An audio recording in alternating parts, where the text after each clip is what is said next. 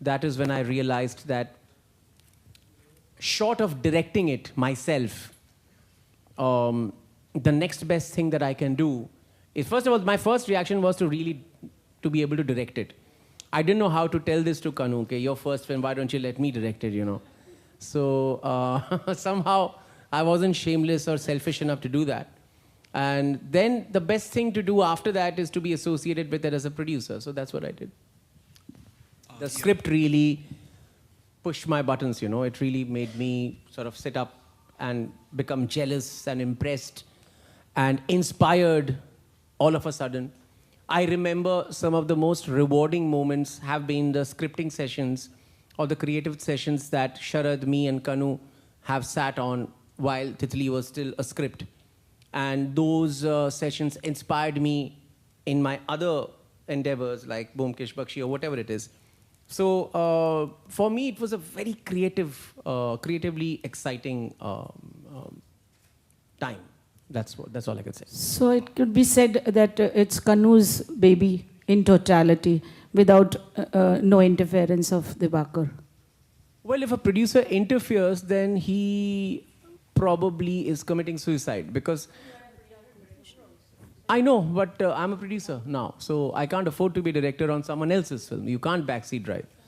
If you have decided that you're producing this, if you've had a kind of a consensus on the screenplay, as much of a consensus that you can have between two people, then it is suicidal and fatal to start backseat driving once the director starts. So no, I wasn't really. My job was to see how could we finish the film in the minimum budget possible, how could, at the same time, give Kanu the best creative comfort that he could have, and all those extremely logistical things. And that came out of my own experience of making my films in the shortest, smallest possible amount that I could. So that's all I did, nothing much. Film Cannes में जा रही है, तो आप लोग कितने excited हैं और किस कैटेगरी के लिए जा रही है ये फिल्म? फिल्म कान जा रही है अनसर्टन रिगार्ड या अनसर्टन रिगार्ड भी बोलते हैं. That's it's part of the official selection. So there are two broad categories in the official selection. One is the official competition, and then there's the uncertain regard. So Titli is showing in the uncertain regard section with 18 other films. So yeah, कान जाने की excitement अभी तो कुछ एक दो दिन पहले तक तो फिल्म ख़त्म करने में ही लगे हुए थे.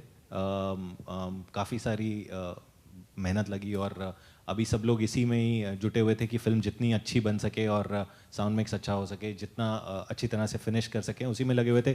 तो फुली मुझे तो लगता है सिंक इन हुआ नहीं अभी. I don't know what you feel about it, how you feel about it. It's a material how I feel about it. I think, as Guneet will shortly talk about it, is that it's important what we are doing about it. कान जाने से ही ख़त्म नहीं हो जाती बात.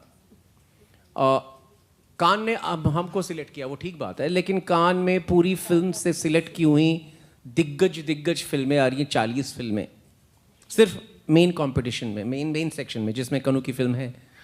और उस भीड़ में, उस दिग्गजों की भीड़ में, जहाँ पे बड़ी बड़ी फिल्में, और खुद YRF की हमारे को प्रोड्यूसर की एक और फिल्म है ग्रेस ऑफ मोनाको, उस जैसी फिल्में with international stars, with international directors, वहाँ पे हम टिमटिमाते हुए ना दिखें, ये एक प्रोड्यूसर की सबसे बड़ी ड्यूटी बन जाती है. क्योंकि वहाँ पे भी मजमा है और उस मजमे में भी हमको अपने वजूद से खड़ा होकर लोगों को बताना कि हम हैं, हमें देखो. तो वो बहुत मेहनत का काम है. और कान सिर्फ एक फेस्टिवल ही नहीं है, कान एक मार्केट भी है. कान हम इसलिए जा रहे हैं और शौक से, क्योंकि एक तो कान में सिलेक्ट हुए हैं, लेकिन कान में तितली के लिए इंटरनेशनल ऑडियंस और मार्केट के लिए एक बहुत बड़ा दरवाज़ा है जो खुल जाता है. क्योंकि इंटरनेशनल प्रोड्यूसर्स और डिस्ट्रीब्यूटर्स कान में इसीलिए आते हैं ताकि उनको कनु बहल जैसी नई आवाज़ें, नए डायरेक्टर्स मिलें जिन्हें वो इंटरनेशनल दर्शकों के सामने रख सकें.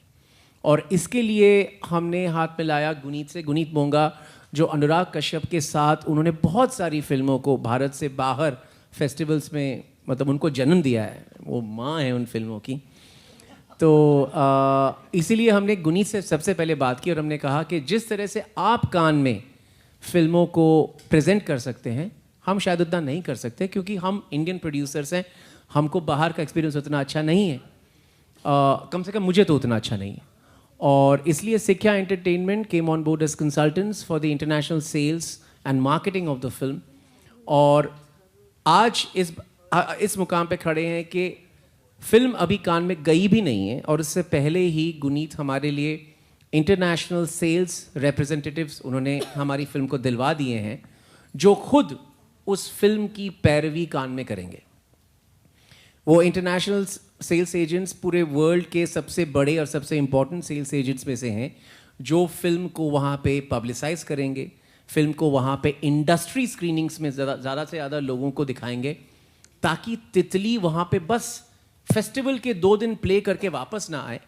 तितली को इंटरनेशनल ऑडियंस के मुखातिब करने का जितना भी चांस हो, हम उस फिल्म को दे सकते हैं। I think Guneet should talk about it more than I should.